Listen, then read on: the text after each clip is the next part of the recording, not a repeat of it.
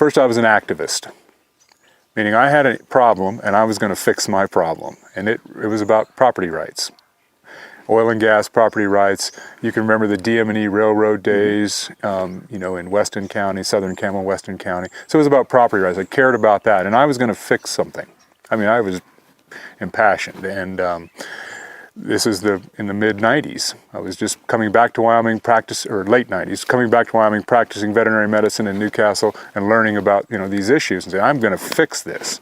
So that was an activist, and then I started understanding through neighbors and friends and folks that are also involved that there's bigger things than your one issue. So I became an advocate. Property rights isn't just my property rights, but it's a bigger issue.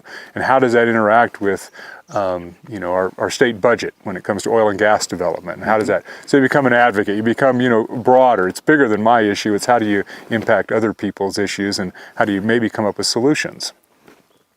And then I guess you get to a point, and this probably occurred for me in the early 2000s when the coal bed methane was booming here, and I've been an activist. Then I was kind of trying to flesh out what being involved was.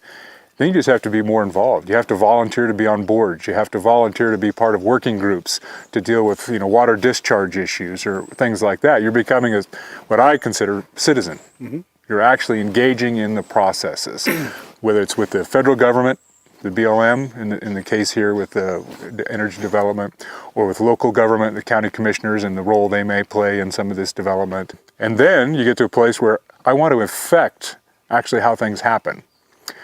And I want to be part of the policy making. And you get choices. You get choices, county commissioner, be on a board or a commission.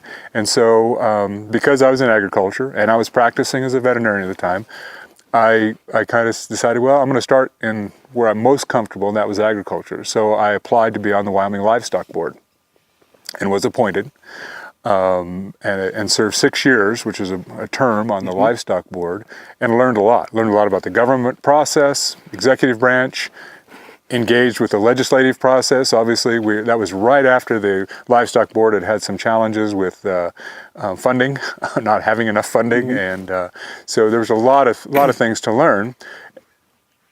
But you still weren't in a policy-making process. You were an administrator. You were an executive branch type thing. And I said, well, what's the next level? And the next level for me was Wyoming Legislature, to kind of, I guess, get to the level where you actually were having an influence on the policies that affect people's lives and affect industries and affect the opportunities we have.